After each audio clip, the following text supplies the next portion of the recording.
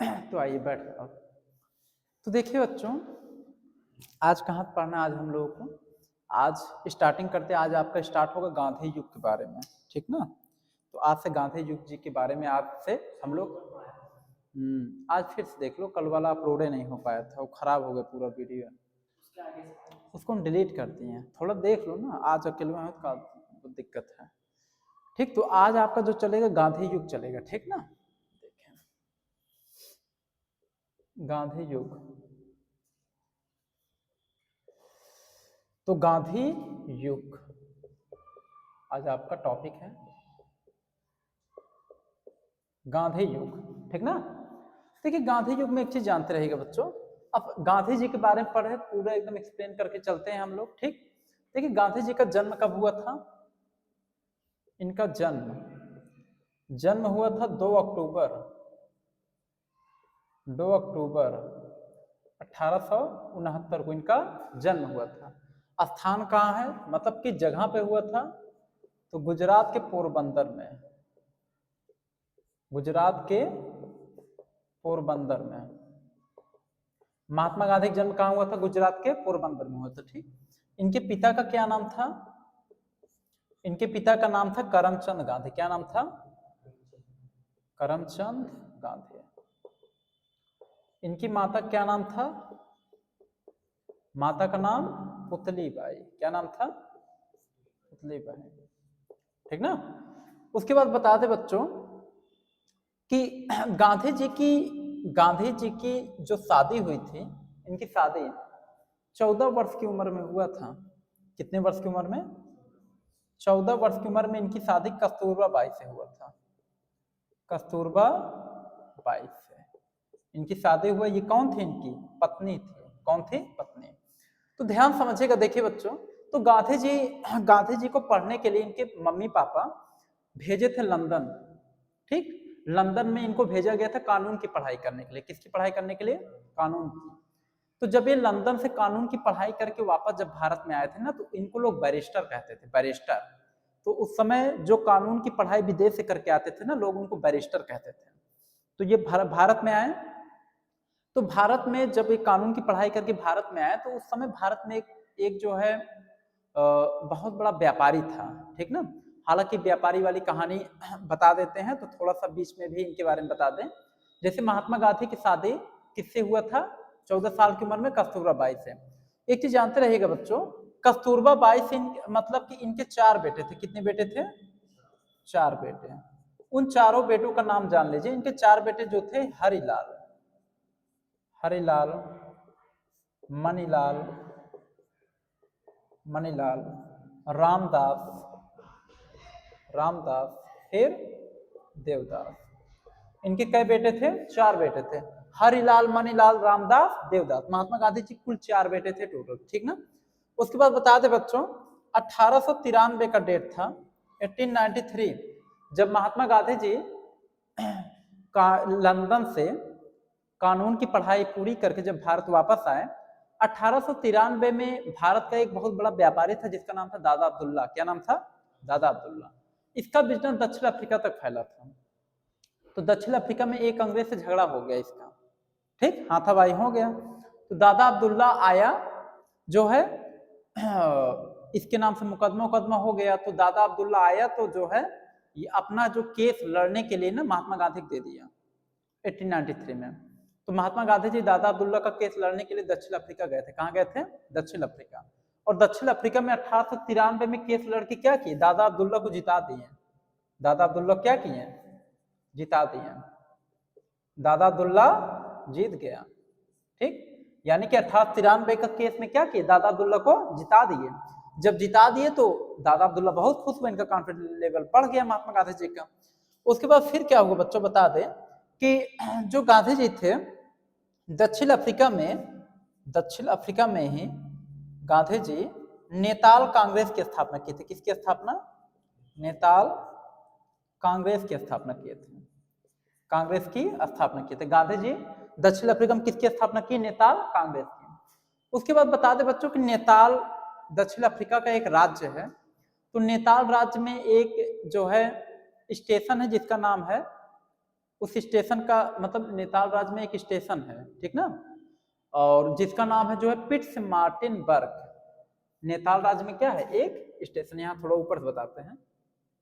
दक्षिण अफ्रीका के नैनीताल राज्य में, दक्षिण अफ्रीका के नैनीताल राज्य में बच्चों बता दें कि एक स्टेशन है जिसका नाम है पिट्स मार्टिनबर्ग। ये क्या है, एक प्रकार का स्टेशन है। क्या है, स्टेशन, ठीक। तो दक्षिण अफ्रीका के नैनीताल राज्य में एक स्टेशन है जिसका नाम पिट्समार्टिनबर्ग है, ठीक ना। गांधी जी पिट्समार्टिनबर्ग स्टेशन पर जो है फर्स्ट क्लास का सीट का टिकट लेकर के एक ट्रेन में सफर कर रहे थे, मतलब एक ट्रेन में यात्रा कर रहे थे। तो एक अंग्रेज देखा कि ये काला जो है सबसे आगे वाली सीट पे कैसे बैठकर यात्रा कर रहा है। तो महात्मा गांधी को आया, हाथ पकड़ करके इनको धक्का देकर बाहर निकाल दिया। महात्मा गांधी जी रुके नहीं, उसके खिलाफ इंग्लैंड में गए, केस कर दिया, ठीक ना। तो फिर उसके बाद इंग्लैंड में जैसे यहाँ पे जज बैठते हैं, न्याय सुनाते, वैसे वहां पे जज बैठते हैं। तो इंग्लैंड में जो है गांधी जी के सामने पूरे गांधी जी ने वहां पे जाकर बताएं, कहें ये बताइए, जब आप सबको किसी भी डार्क इंडियन मतलब काले भारतीय को जब पहली सीट पे बैठने का अधिकार नहीं आप सब देते हैं, तो फिर टिकट काहे बेच रहे हैं, आप सब टिकटवा काहे बेच रहे हैं। तो इंग्लैंड की जो गवर्नमेंट थी वास्तव में अपनी गलती स्वीकार की और मानी कि हम लोग गलत कर रहे थे। तो फिर पूरे रेलवे डिपार्टमेंट को गांधी जी के सामने झुक जाना पड़ा। ये हाल था बच्चों, सोच, पूरा रेलवे डिपार्टमेंट झुके गांधी जी के सामने, माफी मांगे हाथ जोड़कर कि मुझे माफ कर दीजिए। उसके बाद फिर गांधी जी रुके नहीं, गांधी जी जो है दक्षिण अफ्रीका में बच्चों रंग भेद के खिलाफ एक सत्याग्रह स्टार्ट किया था, रंग भेद के खिलाफ, कि कोई यहाँ छुआछूत रंग भेद ये नहीं करेगा, और लास्ट में सफल भी रहे। तो रंग भेद का मतलब काले गोरे का भेदभाव, ठीक। तो रंग भेद की जो नीति थी वो क्या की, समाप्त कराए, कहां से, दक्षिण अफ्रीका से। इसमें भी इनको क्या मिली, जीत मिली, यानी इसमें भी इनको सफलता मिली। रंग भेद की नीति को क्या करा दी, पूरी तरीके से खत्म करा दी। कहां से, दक्षिण अफ्रीका से रंग भेद की नीति खत्म। तो रंग भेद यानी छुआछूत, काले गोरे में भेदभाव समाप्त करवा दे, ठीक ना। इसमें भी इनको सफलता मिली, इनका कॉन्फिडेंस लेवल और बढ़ा। उसके बाद जो है गांधी जी ने दक्षिण अफ्रीका में जैसे कई सारे चीजों की स्थापना इन्होंने की। जैसे दक्षिण अफ्रीका में इन्होंने जो है एक जो है वहां पे इन्होंने इंडियन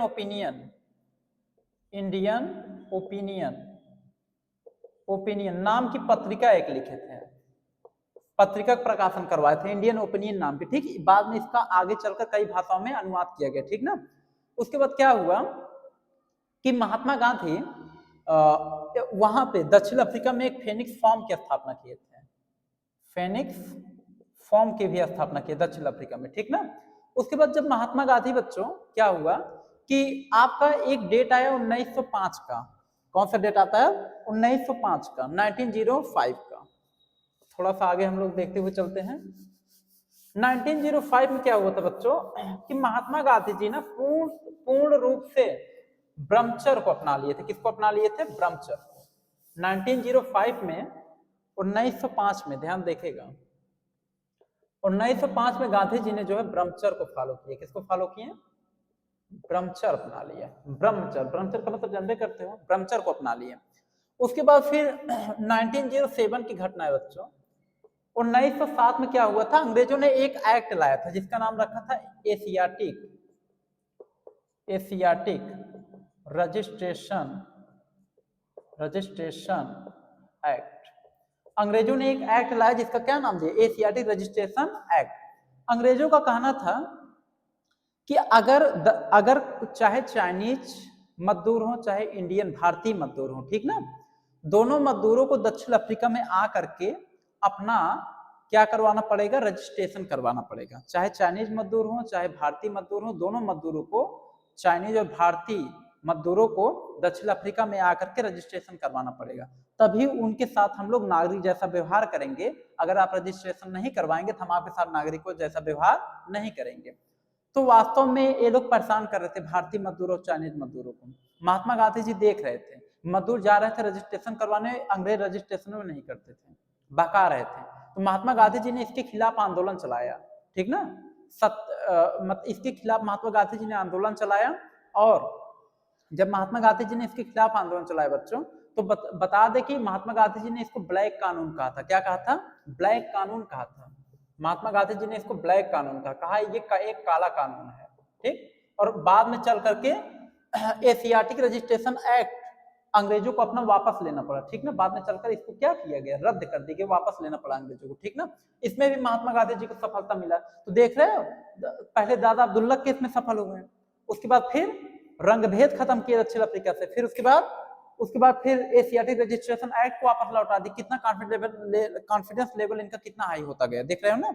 उसके बाद फिर क्या हुआ बच्चों, बता दें इसके आगे 1907 के बाद देखा गया कि महात्मा गांधी जी क्या हुआ कि 1907 के बाद बात महात्मा गांधी जी के एक राजनीतिक गुरु थे जिनका नाम था गोपाल कृष्ण गोखले। क्या नाम था? फोन किसका आ रहा है? देखो आ रहा है, रहने दो, आने दो, काट दो फोन, काट दो, ठीक है। तो उस समय क्या हुआ था कि एक मतलब थे गोपाल कृष्ण गोखले, महात्मा गांधी जी के राजनीतिक गुरु थे गोपाल कृष्ण गोखले।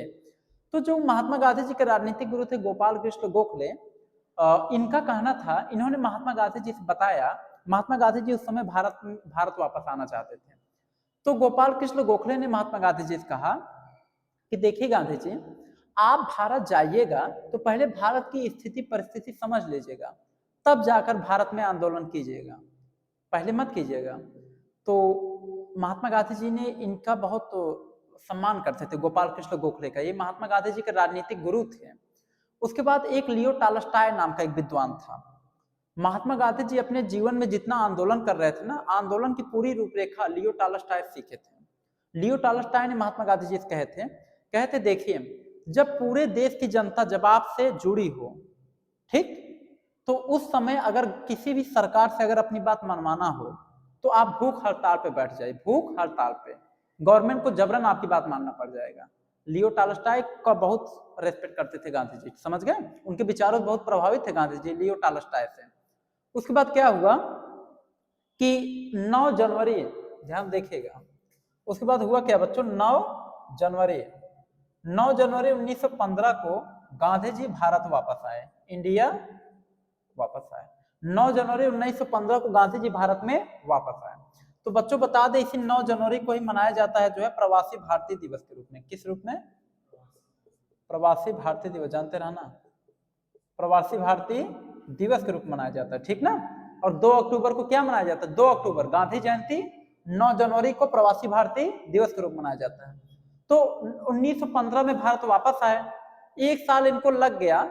इन्होंने क्या किया बच्चों, 1915 में ही इन्होंने अहमदाबाद में, कहां पे? अहमदाबाद में इन्होंने साबरमती आश्रम की स्थापना किया। किसकी स्थापना करवाया?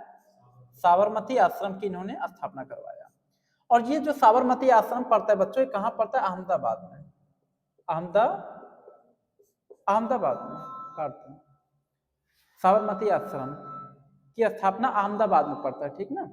तो इन्होंने जो है 1915 में साबरमती आश्रम की स्थापना करवाया, कहां करवाया था? अहमदाबाद में करवाया था, ठीक। समझ में आ रहा है कि नहीं? उसके बाद क्या हुआ बच्चों, साबरमती आश्रम की जब ये स्थापना करवा रहे थे ना, उस समय एक थे अंबिका लाल साराभाई करके थे, ठीक ना। तो उस समय जो अंबिका लाल साराभाई थे, इनकी जो है बहुत ज्यादा, मतलब इस साबरमती आश्रम के बनने में ना बहुत इनकी मदद किए थे, पैसा अधिक दिए थे। जब साबरमती आश्रम बन रहा था तो अंबिका लाल साराभाई ने इसमें साबरमती आश्रम के बनने में अधिक से अधिक पैसा दिया था, ठीक, सहायता के लिए, समझ गए ना। तो बहुत हेल्प किए थे, ठीक। जरा वीडियो पॉज करना, 1 मिनट वीडियो केवल पॉज करो, बस वीडियो पॉज कीजिए, रोकिएगा, स्टार्ट। तो देखिए बच्चों, तो बता दें कि अंबिका लाल साराभाई जो थे ना, उस समय साबरमती आश्रम के बनने में बहुत मदद किए थे, पैसा खूब दिए थे साबरमती आश्रम बनने में, मतलब हेल्प किए थे। उसके बाद क्या हुआ, 1916 में गांधी जी 1 साल जो है भारत की स्थिति परिस्थिति समझे। गांधी जी लंदन से पढ़ के आए थे। गांधी जी एक चीज जानते थे, गांधी जी वेस्टर्न कल्चर से पढ़ करके आए थे, लंदन भाई पढ़ करके आए थे, इनकी अलग बात थी। तो गांधी जी भारत में जब देखे ना, इतनी गरीबी थी, ये जो है पूरा एकदम निराश हो गए भारत की गरीबी देख करके। अंग्रेज पूरा कब्जा किए थे हर जगह, जो है अंग्रेजों का साम्राज्य था। तो गांधी जी ने सोचा कि अगर हम सूट बूट पहन के रहेंगे तब तो हम लोगों से अलग हो जाएंगे, ठीक ना। तो इन्होंने सोचा कि अगर हम लोगों के जैसा ही रहते हैं तो उनमें और हमारे में कोई अंतर नहीं रहेगा, बस अंतर रहेगा मानसिकता का अंतर रहेगा, ठीक ना। तो बस इसी का अंतर रहेगा, लेकिन हम ये कम से कम दिखाएं कि हम तुम्हारे में से ही एक हम भी हैं, समझ गए, हम अलग नहीं, हम भी भारतीय हैं, समझ गए ना। तो गांधी जी देखिए, आपने देखा होगा उनका पहनावा, एक धोती और एक साफा जैसा ऐसा लपेटे रहते हैं, समझ गए कि नहीं। तो ये और एक गोला सा चश्मा पहने रहते थे। तो बता दें गांधी जी बहुत जान लो कि सिंपल विचारधारा के थे बच्चों। उसके बाद हुआ क्या, गांधी जी ने जब 1916 में भारत की स्थिति परिस्थिति समझा, 1917 में चंपारण सत्याग्रह किए। क्या किए? चंपारण सत्याग्रह। चंपारण सत्याग्रह। तो चंपारण सत्याग्रह की स्टार्टिंग कब हुआ बच्चों? ये बहुत फेमस है, जानते रहना, 1917 में। चंपारण कहाँ पड़ता है? बिहार में। कहाँ पड़ता है? बिहार में। ध्यान देखिएगा, चंपारण सत्याग्रह की जो स्टार्टिंग हुआ 1917 में हुआ। तो बता दे चंपारण के एक थे राजकुमार शुक्ला, ठीक ना। उस समय जो चंपारण का जो डीएम था, चंपारण का डीएम, वो जो है चंपारण के जो किसान थे बच्चों ना, उनसे, जैसे मान लो चंपारण का कोई किसान है, उसके पास 20 कट्ठा खेत है, तो 20 कट्ठा खेत में ना 3 कट्ठे खेत पर जबरन नील की बुआई कराता था। नील का मतलब एक ऐसे होता है, नील का फसल जैसा होता है, समझ गए कि नहीं। और मतलब नील की बुआई कराता था। नील की बुआई कराने से ये होता था बच्चों कि अगर नील की बुआई एक बार हो जाती थी तो वहां पे क्या होता था, 3 साल के लिए वो खेत बंजर हो जाता था। 3 साल के लिए, मतलब 3 साल के बाद ही अब उस पर कोई अनाज अन्न वगैरह उगा सकते हैं आप, उसके पहले नहीं। तो किसान वहां के परेशान हो गए थे नील की खेती करने से। तो एक किसानों में से एक थे राजकुमार शुक्ला। राजकुमार शुक्ला गांधी जी से आकर कहें महाराज, चंपारण का एक डीएम है, हम लोगों से जबरन नील की खेती बुआता है। कहता है नील की खेती बो नहीं, फिर समझे रहना उसके बाद, और जबरन बुआता है जो है नील की खेती, और हम लोग बोना नहीं चाहते, नहीं हमारा खेते बंजर हो जाएगा, 3 साल के लिए चला जाएगा। तो गांधी जी कहें कौन है चंपारण का डीएम, चलो हम देखते हैं। तो लगभग 200-250 किसान महात्मा गांधी जी के साथ में गए चंपारण के डीएम के पास। तो किसान पहले डर रहे थे कि डीएम बहुत खतरनाक मरफो करता है। तो गांधी जी गए, डीएम से बातचीत की। जैसे डीएम को ऑफिस के अंदर लिवा के जाया गया, इधर जो 200-250 जनता खड़ी थी डीएम ऑफिस के बाहर, सब डर गई। सब कहे भाई चप्पल ऊपर निकाल के ऊपर रख लो, जैसे कुछ हो बस भागतो। अब गांधी न बतो, अब तो गांधी जी पिटाई तो फिर से पिटाई तो सब सोच रहे गांधी जी पिटाएंगे, ऑफिस के अंदर गए पिटेंगे। तो गांधी जी अंदर गए, ऑफिस के अंदर बातचीत किए, डीएम मान गया। डीएम आकर के सामने कहा सभी किसानों से, देखिए आप सबसे अब नील की खेती नहीं कराया जाएगा, यानी अब आप सबसे नील की बुआई नहीं कराया जाएगा, नील की खेती अब आप सब नहीं करेंगे, अब आप सब जो है मुक्त हैं, समझ गए, चाहे जो भी खेती कीजिए। तो उसके बाद जनता 200-250 जनता इतनी खुश हुई, कहीं कि महात्मा गांधी की जय, महात्मा गांधी जिंदाबाद, महात्मा गांधी की जय नारा लगा। लोगों ने महात्मा गांधी जी को मंगल बाबा, जादूगर, एक से एक नाम से तवाद दिए, समझ गए। एक रविन्द्रनाथ टैगोर थे। रविन्द्रनाथ टैगोर जो है महात्मा गांधी को महात्मा की उपाधि दिए थे। किसकी उपाधि? रविन्द्रनाथ टैगोर ने महात्मा गांधी को महात्मा की उपाधि दिए थे। ध्यान देना इस क्वेश्चन को, ये पूछा भी गया, ठीक ना। उसके बाद जादूगर मंगल बाबा के नाम से इनको लोग जानने लगे, समझ गए ना, बहुत इनको जाने, इनकी पॉपुलैरिटी बहुत ज्यादा भारत में बढ़ गई। तो बच्चों बता दें कि महात्मा गांधी जी ने भारत में जो सबसे पहले सत्याग्रह की स्टार्टिंग किए थे वो बिहार के चंपारण से किए थे। कहां से किए थे? बिहार के चंपारण से। कब किए थे? 1917 में। ये गांधी जी का पहला सत्याग्रह आंदोलन था, समझ गए कि नहीं। उसके बाद बता दे बच्चों, 1917 के बाद देखा गया, अच्छा 1917 में एक चीज बताते, एक आपके उस समय के एक बहुत ही अच्छे मतलब कि राइटर थे जिनका नाम था दिग्बंधु मित्र। क्या नाम था? दिग्बंधु मित्र। उन्होंने एक पत्रिका लिखा था, पत्रिका जिसका नाम था जो है नील दर्पण। क्या नाम था? नील दर्पण। तो याद के रहना, तो नील दर्पण, नील दर्पण ये क्या है? एक पत्रिका है। क्या है?